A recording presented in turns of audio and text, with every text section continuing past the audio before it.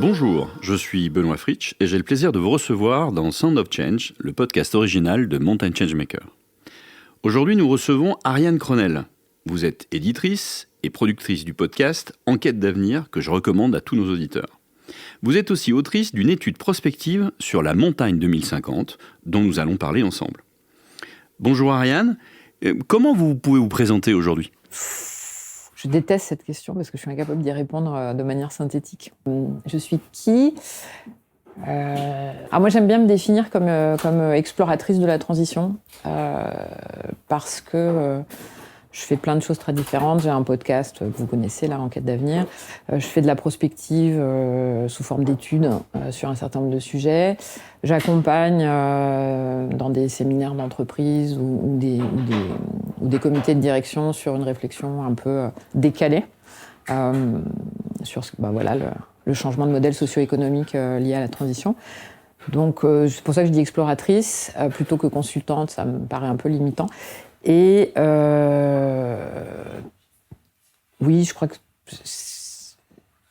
je suis quelqu'un qui aime bien nomadiser. C'est-à-dire que moi, j'aime bien arpenter des sujets, des lieux, des territoires pour en capter quelque chose. Alors, Montagne 2050, ça a commencé comment ? Et quel est l'objectif de ce travail ? Alors, ça a commencé par hasard, comme souvent les jolis projets, ça commence parfois par hasard.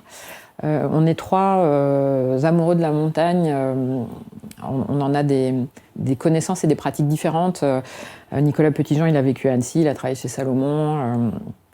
Moi, pas du tout, moi j'ai vécu en Suisse, j'ai beaucoup fréquenté les Alpes suisses, je fais beaucoup de ski, je fais beaucoup de freeride, ski de rando, etc.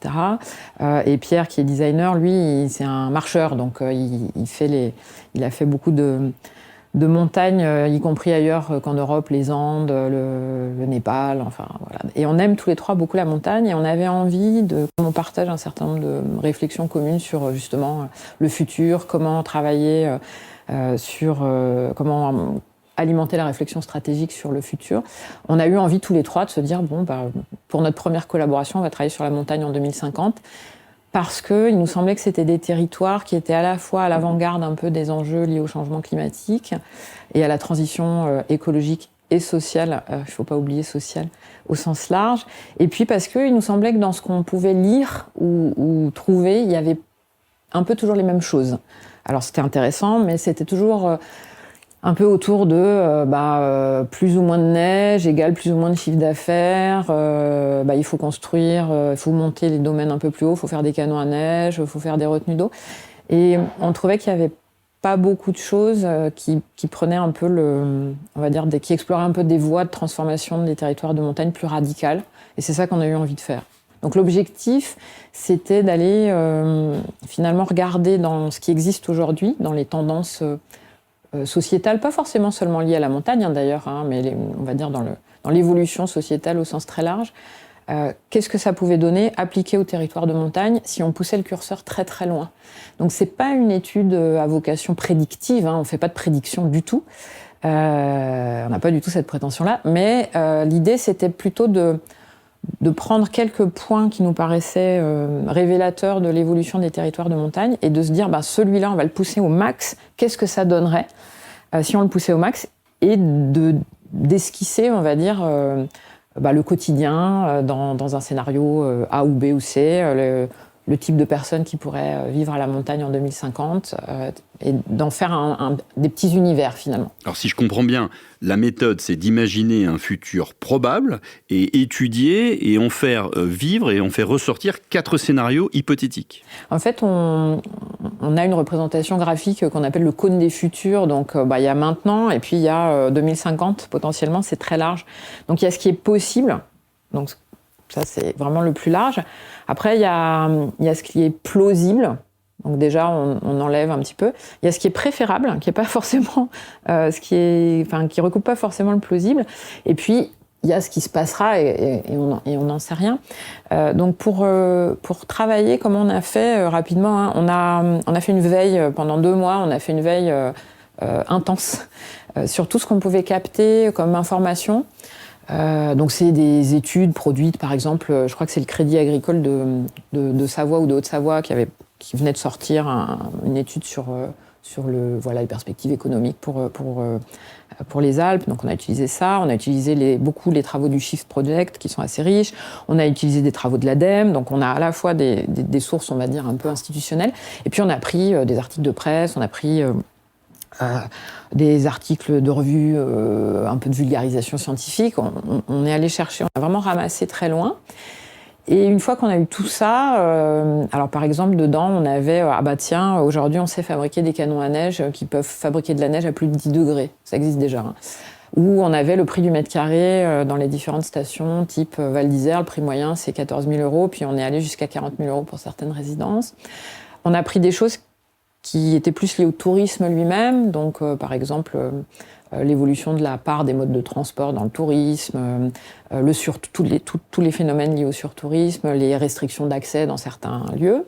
Puis on a pris des choses qui n'avaient rien à voir ni avec la montagne ni le tourisme. Par exemple, on a regardé les évolutions techniques liées au virtuel, le métavers, la 3D, on va dire ramenée dans le réel, mais on a aussi, par exemple, retenu le fait que on a coté des humains en bourse, ça date de 2017, et on l'a utilisé pour un de nos scénarios. Donc on va chercher des choses, donc c'est pas exhaustif, et deux, c'est biaisé, c'est-à-dire que nous on prend des trucs qui nous paraissent intéressants, d'autres que nous, avec d'autres sensibilités, auraient probablement ramassé d'autres choses. Et une fois qu'on a tout ça, il faut ranger. Et comment on fait pour ranger ? Il faut quand même un minimum d'axes.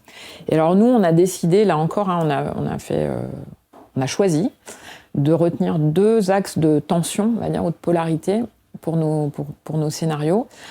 Le premier axe qu'on a positionné dans le sens vertical, on s'est dit, soit les déterminants climato-économiques se dégradent fortement, donc c'est le coût de l'énergie notamment, et puis le réchauffement, donc plus marqué, moins de neige, moins d'eau, soit ça reste à peu près maîtrisé jusqu'en 2050. Après, on ne sait pas, mais en tout cas, jusqu'en 2050, on s'est dit que ça pouvait rester maîtrisé. Donc ça, c'est le premier axe. Et puis, dans le sens horizontal, on a choisi une attitude, un axe de posture. Soit l'homme s'adapte à son environnement, tel qu'il est en 2050, soit il continue de faire ce qu'on fait aujourd'hui largement, c'est-à-dire il adapte l'environnement à ses besoins. Et ça nous a donné 4 scénarios différents. Il y en a 4, ils ont chacun un petit nom. Donc le premier scénario, c'est la montagne condo, la montagne condominium, donc privatisée pour les plus riches, ceux qui auront encore les moyens d'aller à la montagne. Moi, j'appelle ce scénario la montagne dévorée par l'argent. Donc ça, c'est le premier. Le deuxième scénario, alors il est à l'opposé exactement. Donc la montagne dévorée par l'argent, la montagne condo, ça va pas du tout en termes climatiques et énergétiques, et on continue d'adapter la montagne à nos besoins. Et celui qui est exactement à l'opposé dans la matrice, c'est un peu la tarte à la crème qu'on voit partout, c'est la montagne des 4 saisons. Et moi, j'appelle ce scénario la montagne dévorée par le jeu. Donc c'est l'idée de la ludification intensive des territoires de montagne, qui sont déjà assez concernés par ça. Mais là, on a poussé le truc très très loin. Puisqu'on a imaginé qu'on transformait les vallées montagnardes en vallées à thème. Donc vous avez la Tarentaise, ça pourrait être la vallée Harry Potter, la Maurienne, la vallée Call of Duty, dans les Pyrénées, ça pourrait encore être autre chose. Et c'est pas du tout aussi farfelu que ça en a l'air. Mais vous pourriez très bien imaginer que les stations, il y aurait, la Plagne, ça pourrait être Poudlard, et puis à l'inverse, la Rosière, ça serait la maison de l'oncle et de la tante d'Harry Potter. Enfin, on peut imaginer plein de choses. Ensuite, vous avez donc, sur les 2 autres angles de la matrice, vous avez la montagne optimisée. Donc ça, on surfe sur la tendance tech. Donc c'est l'idée de se dire, on arrive à maintenir à peu près l'enneigement et la capacité énergétique, et on continue d'adapter la montagne à nos besoins. Donc on va à la pelleteuse sur des glaciers, comme ça s'est vu il n'y a pas très longtemps. On met des canons à neige partout, on fait de la neige quand il fait plus 15 degrés, pas de problème, on sait faire. Et puis on améliore l'expérience de la glisse en insérant dans nos masques. Maintenant, on peut avoir notre vitesse, le nombre de calories dépensées, c'est vachement important. Et on s'est aussi dit qu'on pouvait tarifer non plus le forfait à la journée ou à la semaine comme on connaît, mais on va le tarifer à la qualité de neige. Donc si la neige est bonne, donc vous avez une petite puce là qui va borner sur chaque début de piste ou de morceau du domaine. Et alors si ce jour-là la neige c'est de la poudreuse, vous allez payer plus cher parce qu'elle est meilleure. Si elle est verglacée, vous allez payer un peu moins cher. Et voilà, puis on a poussé ce trait-là. Et puis le dernier scénario qui imagine qu'on s'adapte à l'environnement, mais que les conditions climato-énergétiques sont vraiment mauvaises, on l'a appelé la montagne régénérative. Et pour moi, ce scénario-là, c'est la montagne qui nous mange, ou en tout cas qui reprend un peu, qui échappe un peu à la domination humaine. Et c'est l'idée de se dire, bon, il y a une phase très compliquée où on est un peu dans l'effondrement quand même du système économique qui était lié au tourisme et au ski. Mais une fois que c'est passé, les populations locales qui seront restées, elles vont redévelopper autre chose. On a pensé par exemple à une filière construction bois net zéro, très pointue. Un renouvellement de l'agriculture de montagne lié aussi à l'élévation de l'étage nival. Donc il y a d'autres possibilités qui se font jour. Voilà, pour aller vite, c'est un peu ça qu'on a imaginé. Les imaginaires dont vous parlez pour chacun des scénarios existent déjà. Vous prenez des exemples de choses qui arrivent déjà. C'est une caricature pour secouer ? Oui, absolument. Tout existe déjà. Ça, c'est très important de le souligner. On n'a rien inventé. C'est-à-dire que tout ce qui a servi de base au scénario est déjà là. Tout, absolument tout. Le futur, il est déjà là. Ça, c'est quelque chose qui est important pour moi. Et quand j'interviens en entreprise, c'est quelque chose que je répète et que je répète et que je répète. On croit que le futur, il est très lointain et qu'il va arriver d'un coup, boum. Pas du tout. C'est pas du tout ça qui se passe. Le futur, il est là. Tous les potentiels du futur, c'est vraiment le cône de tout à l'heure. C'est-à-dire toutes les potentialités, elles sont déjà là, plus ou moins déjà élaborées ou constituées. Et c'est les décisions qu'on va prendre aujourd'hui qui vont faire qu'elles vont advenir ou pas demain, avec une intensité forte ou pas. Il y a des choses sur lesquelles on ne peut pas jouer. Typiquement, le changement climatique, on va pas jouer dessus. Quand j'entends Fabien Sagès dire qu'il n'est pas défaitiste, je veux dire, super pour lui, tant mieux. Peut-être qu'il recevra du coup les hivers chauds et sans neige avec le sourire. Mais c'est pas une question d'être défaitiste ou pas défaitiste. C'est là. Voilà. Donc après, ça va être plus ou moins intense, on ne sait pas, mais on sait que c'est là. Et on sait, les scientifiques le disent et l'ont démontré. On sait que même si on arrêtait d'émettre des gaz à effet de serre aujourd'hui, le climat il mettrait plusieurs siècles à se stabiliser. Donc voilà, on sait qu'on est rentré dans autre chose. Donc tout ce sur quoi on s'est basé existe. Et la seule chose qu'on a faite, c'est qu'on a utilisé notre culture, alors là on parle de culture personnelle, individuelle, personnelle, pour rendre visuel et visible et tangible ce qu'on imaginait. Alors, on n'a pas la même culture, c'est ça qui est intéressant. Moi, je lis beaucoup de science-fiction depuis très longtemps et beaucoup de bandes dessinées. Donc moi, ma culture, elle est plutôt livresque. Mes petits camarades de jeu, ils ont une culture soit plus ciné, série, soit jeux vidéo, justement. Ce qui est pas du... Alors moi, jeux vidéo, moi j'ai jamais touché une PlayStation, donc je sais pas jouer aux jeux vidéo. Mais du coup, c'est intéressant parce que quand on prend La montagne dévorée par l'argent, pour moi, c'est Golden City, donc c'est une bande dessinée qui a 15 ou 20 ans. Alors, il ne s'agit pas de montagne, il s'agit de la terre recouverte d'eau, et il y a des hubs sur l'eau qui sont réservés à l'élite hyper riche, et puis les autres, pour les autres, la vie est un peu compliquée. Mais pour ceux qui sont là, la vie est sympa, mais ils s'ennuient quand même beaucoup. Et on a utilisé comme ça ces BD, on a utilisé une BD de Xavier d'Horizon aussi pour alimenter notre réflexion. Et à quoi ça sert finalement ? Pour moi, c'est de dire aux acteurs de ces territoires de montagne, le futur comme il est déjà là, c'est quoi le scénario que vous ne voulez pas voir advenir ? Surtout pas. C'est lequel ? Lequel vraiment vous vous dites « Oh !» Alors ça peut être un peu tous, mais une fois qu'on a dit ça, d'accord, alors pour éviter qu'il advienne, il faut faire quoi ? Et c'est ça qui est intéressant, je trouve, dans la démarche. C'est pas de dire la prédiction, c'est ça, et c'est quoi votre plan préféré, et puis on va faire un plan d'action pour aller au plan préféré. Non, c'est de dire c'est quoi ce que vous voulez surtout pas, et qu'est-ce qui, dans ce qui existe aujourd'hui, doit nous alerter collectivement, et sur quoi est-ce qu'on doit agir. Et quand on fait ça, on s'aperçoit souvent de deux choses. Premièrement, il y a des questions éthiques et de gouvernance qui se posent. Et qui se posent, je trouve, plus quand on fait de la prospective fictionnelle comme ça que quand on fait de la prospective scientifique. Alors je dis scientifique, mais j'ai en tête la prospective que pouvait faire la Datar, par exemple, à son époque, où c'est très chiffré, très modélisé, et c'est très solide. Mais c'est pas très créatif. On reste sur l'existant l'existant économique, et on le projette à quelques années. Nous, ce qu'on dit, c'est non, en fait, on reste pas sur l'existant, on fait des choix, et puis on pousse des tendances sociétales qui sont à l'œuvre, et on les pousse, et on voit ce que ça donne. Et est-ce qu'on veut que ça arrive ? Ben non. Oui. Mais si on dit, en fait, moi, je trouve ça vraiment cool, je suis MGM, là, je construis des résidences de luxe. C'est génial si c'est la montagne dévorée par l'argent, parce que je vais me faire un blé fabuleux. Ça pose quand même quelques questions d'éthique. Ça veut dire quoi pour les populations des vallées ? Les vallées de montagne, aujourd'hui, elles perdent de la population parce qu'elles n'arrivent pas à se loger, notamment. Puis, ça veut dire quoi sur le partage de la valeur ? Comment est-ce qu'on partage la valeur qui est générée par cette montagne des riches ? Puis les riches, ils font rarement la cuisine tout seuls. Donc, je caricature, bien sûr, mais il y a toute une dynamique de service qui est déjà là, qui existe déjà. Mais où est la frontière entre le service et la servitude ? Et c'est toutes ces questions-là, en fait, que vient poser le design fiction quand on travaille sur des scénarios. Alors, on l'a un petit peu fait pour cette étude-là. Pourquoi on appelle ça design fiction ? Parce qu'en général, on fabrique des objets pour matérialiser et faire exister le scénario. Là, on l'a pas beaucoup fait parce que c'est une étude qu'on a faite sur fond propre, j'ai envie de dire. Mais quand on a les moyens, on peut le faire. Là, on a juste fait trois choses.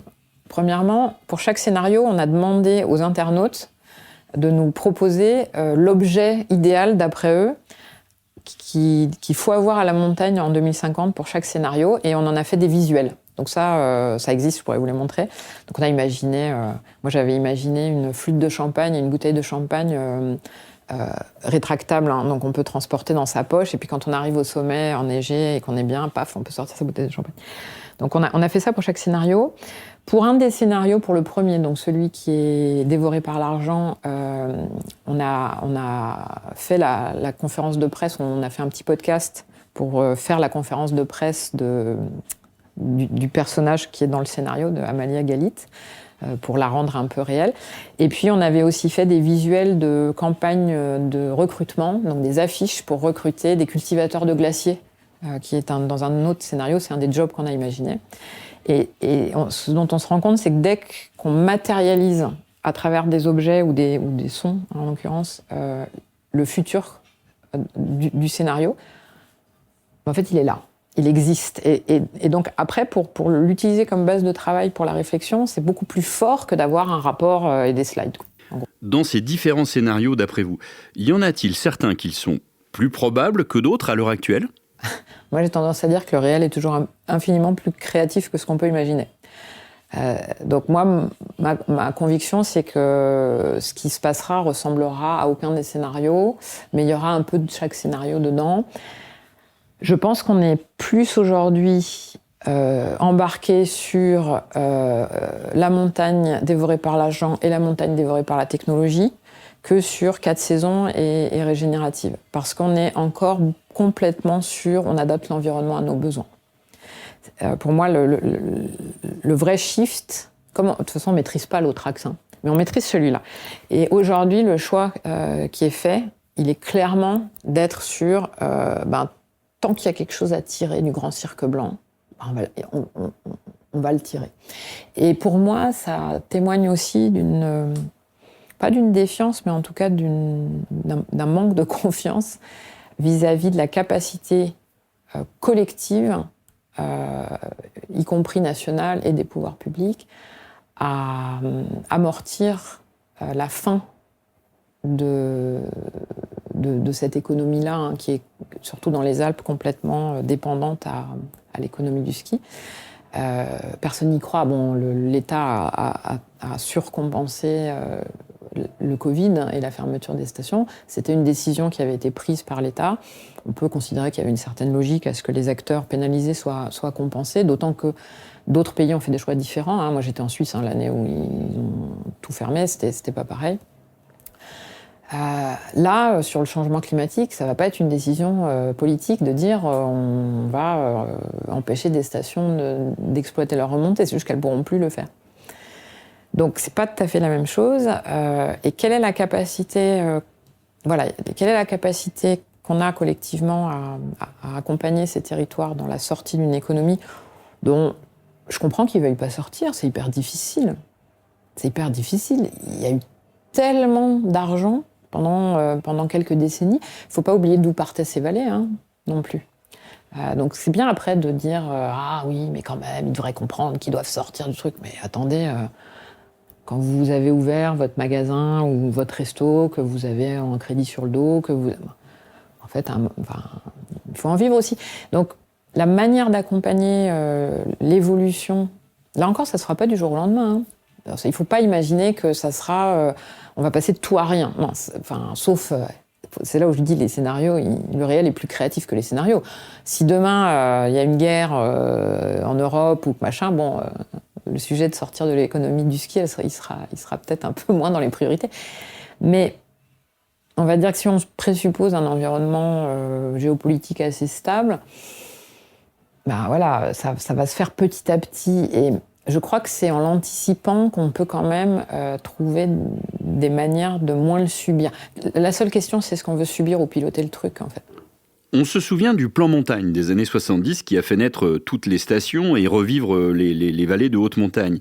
La question est qu'aujourd'hui, est-ce qu'on est capable et est-ce qu'il faut mettre en place un nouveau plan montagne ? Moi, je vais être très brutale, on n'a pas les moyens. On n'a pas les moyens. Là, je prépare un épisode de mon podcast sur Avons-nous les moyens de la transition ? On n'a pas les moyens. On a une dette à combien ? On est à 114% du PIB, là, ça y est. Donc, c'est complètement illusoire d'imaginer un plan montagne. Vraiment. Donc, je pense qu'il faut aussi que les acteurs aient ça en tête. C'est que on est dans une situation, je ne sais pas s'il y a une forme de déni, mais on a un système de santé qui craque de partout et une pyramide démographique qui fait ça. On a un système éducatif public qui craque de partout et des résultats aux comparaisons internationales qui sont comme ça. On a des enjeux de décarbonation des transports, des logements qui sont massifs. Faire un plan montagne avec beaucoup d'argent pour faire quoi ? C'est-à-dire, pour faire quoi ? C'est quoi les ressources sur lesquelles on peut s'appuyer ?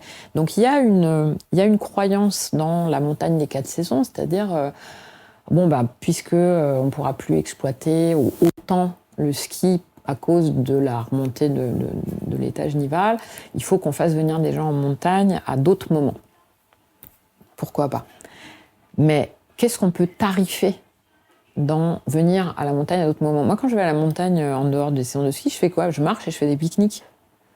Est-ce qu'il faut imaginer qu'on mettra des tourniquets à l'entrée des sentiers de montagne, puis qu'on aura un forfait et qu'il faudra faire bip pour pouvoir aller marcher ? Est-ce que pour le coup, la population est prête à ça ? Non. Donc, il y a des tentatives pour l'instant assez... de ce que je vois, encore moi je vois pas tout, mais j'ai été frappée cet été, là on parlait des carreaux tout à l'heure, j'étais frappée de la différence entre les carreaux et Flaine. Donc les carreaux, on est à 1250 mètres d'altitude. Ils ont aménagé pas mal de circuits de VTT. Donc il y a des magasins de location de ski qui louent des VTT et puis des protections parce que c'est quand même dangereux.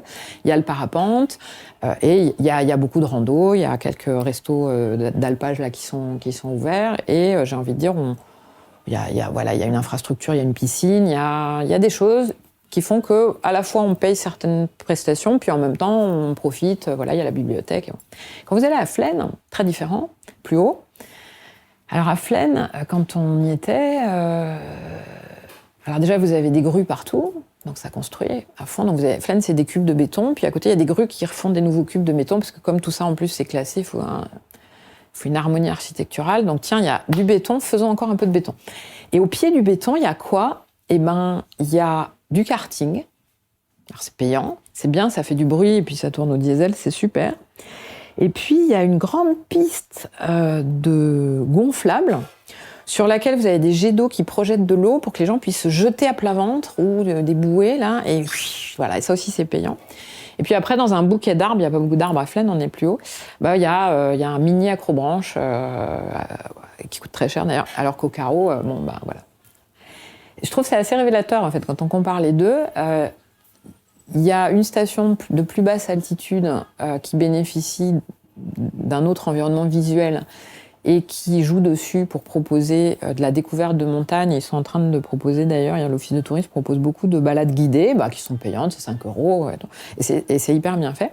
Alors à Flaine, ça existe peut-être aussi, mais à Flaine, vous avez vraiment la ludification dans tout ce qu'elle a de plus incohérent, quoi. On va mettre des jeux, et puis les gens qui sont là, il faut qu'ils jouent parce qu'il n'y a rien autour. Puis l'environnement est plus hostile, donc on peut faire des belles randos, mais c'est un peu plus rude, on est plus haut. Donc on met du karting.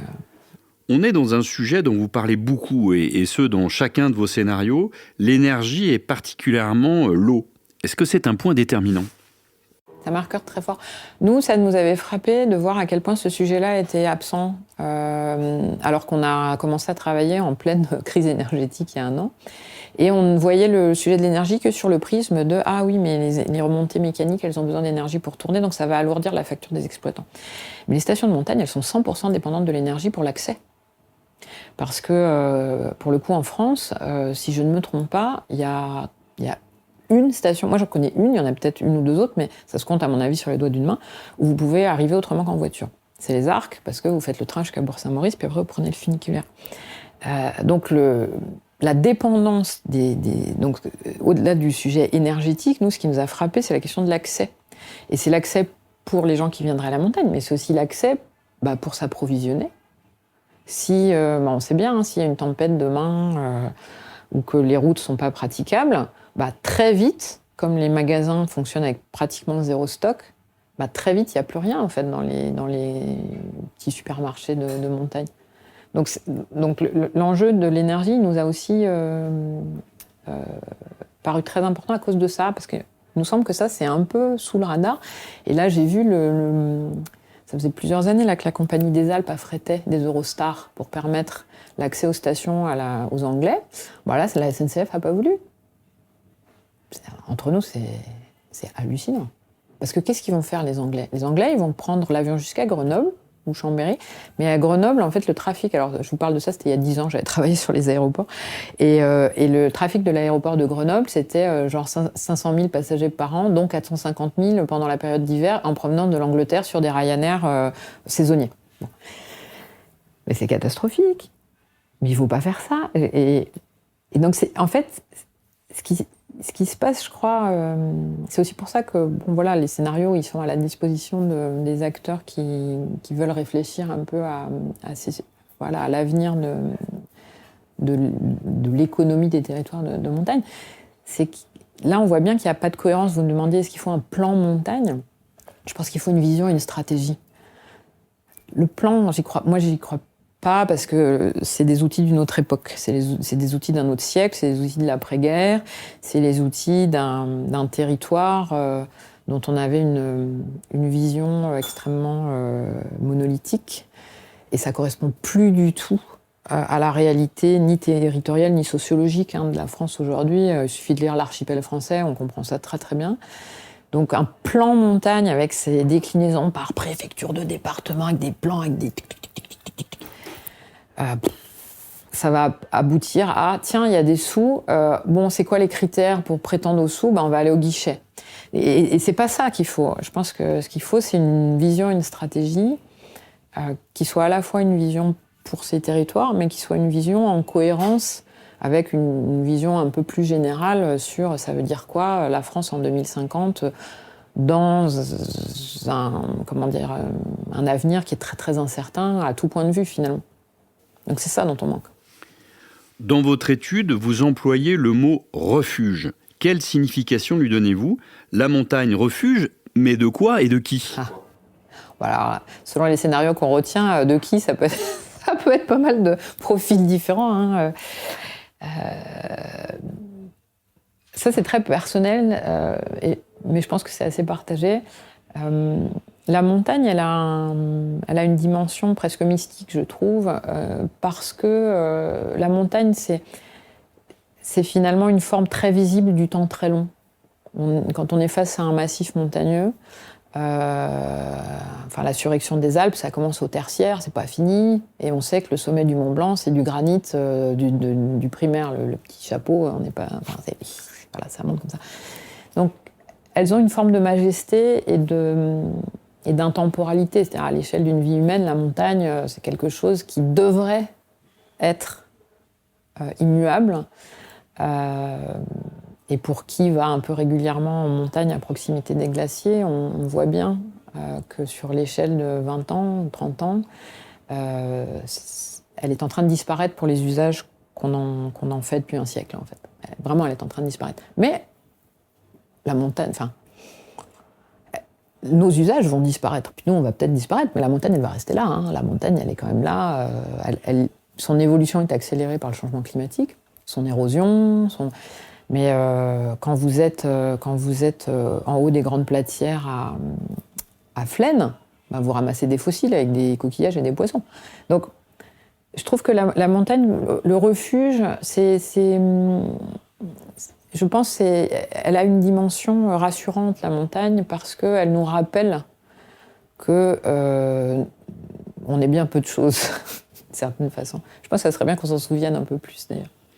Et pour vous, quelle est la suite de cette étude ? Vous aimeriez qu'elle serve de base de discussion pour aller plus loin dans l'action ? C'est une très bonne question. Nous, ce dont on a envie, c'est que les acteurs qui sont concernés par le sujet de l'évolution de la montagne, que ce soit des acteurs du commerce, Intersport, ou des restaurateurs, ou les moniteurs de ski, ou les élus de montagne, puissent s'emparer de ce travail-là pour en faire quelque chose. Et il y a plein de manières de s'emparer du travail. C'est par exemple possible simplement de dire nous on est intéressés par le sujet, on se demande Intersport, on se demande ce qu'on va devenir dans la perspective où il y a moins de ski, moins de machin. On vient, on fait 1 ou 2 ou 3 ateliers et on aide Intersport ou n'importe quelle organisation, c'est un exemple Intersport, mais à se projeter dans ces scénarios-là et à se dire ok, ça veut dire quoi pour nous ? Qu'est-ce qu'on pourrait imaginer ? Qu'est-ce qu'on pourrait créer comme nouvelle offre ou nouveau positionnement pour nous dans la perspective d'une montagne 4 saisons ? Est-ce que ça veut dire par exemple que les Intersports, ils ont un gros maillage dans les stations, en fait ça devient les lieux de point de départ, justement des randonnées guidées ou des activités de nature encadrées par des gens. L'été dernier, ma fille, elle est allée faire des petits radeaux et des moulins à eau dans un torrent avec un guide. C'était organisé par l'Office de tourisme. Est-ce que demain, ça peut pas être Intersport aussi qui propose ce genre de service ? C'est du service. On sort de retail, j'achète des fringues, je les revends en faisant une marche dessus, et puis on devient un acteur différent. Donc ça peut être ça. Ça peut être pour une collectivité de se dire il faut organiser une discussion, un débat citoyen sur l'avenir de notre territoire ou de notre station. Donc là, ça c'est pareil. On vient, on organise avec des méthodes d'animation qui vont bien la possibilité pour les habitants, pour les acteurs, de se dire tiens, le scénario, ça pourrait être ça pose quoi comme question d'éthique, ça pose quoi comme question de gouvernance, qu'est-ce qu'on n'a pas envie de voir arriver, ok, et alors si moi j'ai pas envie de voir arriver ça, moi je suis hôtelier, ok, c'est quelle part je peux prendre dans la vision qu'on va se donner ensemble. Et je pense que moi je crois plus je crois plus à la vision nationale étatique qui va descendre et qui va dire la montagne ça va être ça, parce qu'on le voit bien, même sur des vallées très proches, les problématiques ne sont pas les mêmes. Et puis en fonction si vous êtes exposé sud ou nord sur votre station, vous n'allez pas avoir les mêmes problématiques d'enneigement, même si vous partez tous les deux de Bourg-Saint-Maurice pour monter, ça ne va pas être pareil. Donc je crois beaucoup à la dimension locale, de s'emparer des choses, mise en réseau, partage des pratiques. Tiens, moi je fais ça chez moi, et toi, toi sur l'eau, comment t'as fait ? Donc ça nécessite aussi d'être moins en compétition et que les stations soient moins dans une logique de il faut qu'ils viennent chez moi à la Plagne plutôt qu'aux Arcs, il faut plutôt se dire là, nous on est sur des territoires qui sont assez proches, qu'est-ce qu'on peut mutualiser ensemble, qu'est-ce qu'on peut croiser. Flocon Vert fait ça bien, je trouve. C'est très précieux ce qu'ils font, de se dire, en plus maintenant qu'il y a plus de stations qui rentrent dans la démarche, de se dire on va organiser du partage de bonnes pratiques, on est confronté un peu du co-développement, finalement on est confronté à ça, vous comment vous avez fait.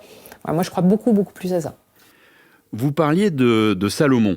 Franco Fogliato, PDG de Salomon, membre fondateur de Mountain Changemaker, nous disait dans une interview sur le sujet du changement climatique et de la transition, c'est le seul combat qu'on ne gagnera que si l'on est tous ensemble, en nous parlant et tous les secteurs de la montagne confondus. Êtes-vous d'accord avec cette phrase ? Oui, alors, tous ensemble, et c'est pas un combat.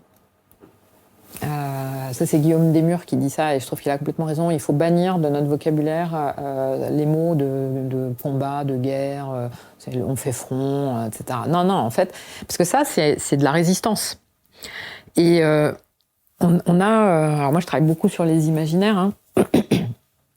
On a une vision assez figée des choses, puisqu'on a la vision des choses à notre petite échelle, de notre petite vie individuelle.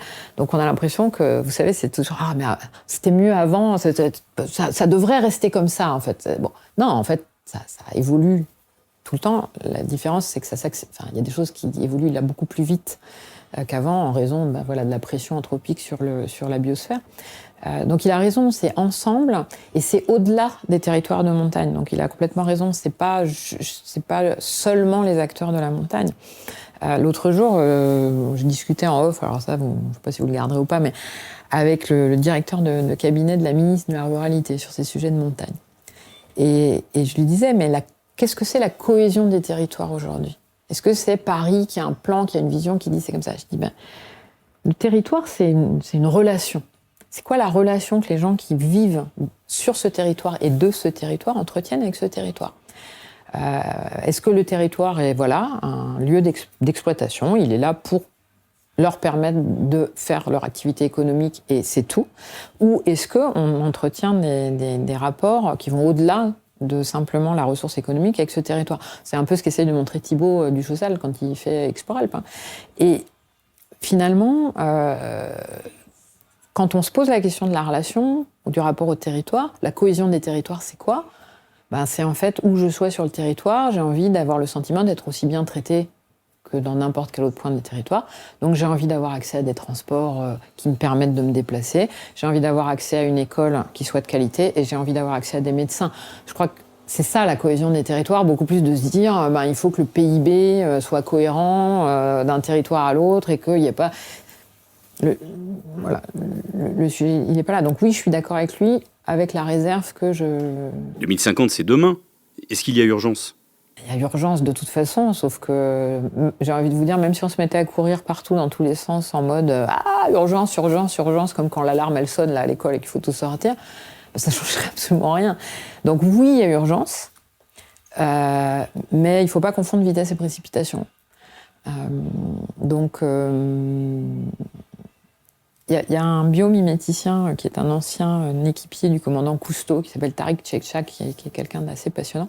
Un jour, il m'avait dit, tu sais, le vivant a disparu de la Terre plusieurs fois, à 99,9%. Donc il m'avait dit, je me fais aucun souci pour le vivant.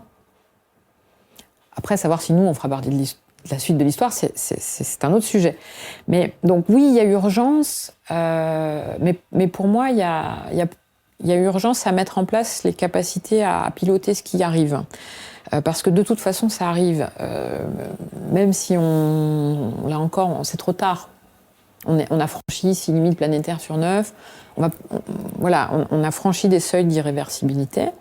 Et donc, là, les deux questions, c'est est-ce qu'on a envie d'aggraver encore le truc ? Et est-ce qu'on a envie de le subir sans se préparer. Et se préparer, c'est pas juste j'attends derrière la ligne Maginot que l'armée allemande charge. C'est se dire est-ce que notre système en France de redistribution sociale il peut résister à une décroissance économique, une crise énergétique, sécheresse, une crise agricole, alimentaire, oui, non. La réponse est non. Qu'est-ce qu'il faut faire quand vous avez un système qui finance les personnes âgées par les actifs, avec en plus une croissance économique qui est probablement quand même amenée à être différente demain de celle d'aujourd'hui. Est-ce que c'est possible ? Non, c'est pas possible. Comment est-ce qu'on veut faire si on veut pas se retrouver avec vraiment du chaos partout et on sait très bien qui sont les premiers qui payent le chaos, hein. C'est rarement ceux qui sont dans le scénario de la montagne privatisée. Qu'est-ce que ça veut dire ? Et se préparer, c'est ça. Gouverner, c'est prévoir. Et donc se préparer, c'est ça. C'est être capable de se dire, bon, on a eu un système qui a très bien fonctionné après-guerre jusqu'aux années 70. Il est en train de se déliter et de se défaire. Et on résiste contre de toutes nos forces. Et ce qui serait pas temps d'aller avec le flot. D'arrêter de résister et de se dire, bon, le monde de demain, c'est pas celui d'aujourd'hui. Donc comment on fait ? Pour revenir au territoire de montagne, la fiscalité aujourd'hui des communes de montagne, elle leur lie les mains. Quand vous n'avez aucun levier fiscal sur vos recettes, à part vendre du foncier pour construire des immeubles, qu'est-ce que vous faites pour générer des recettes ? Vous vendez du foncier. Voilà. Merci Ariane d'avoir répondu à nos questions. C'était Sound of Change, le podcast de Mountain Changemaker. Je vous invite à découvrir nos programmes vidéo sur la plateforme et à suivre nos prochains épisodes. À très bientôt.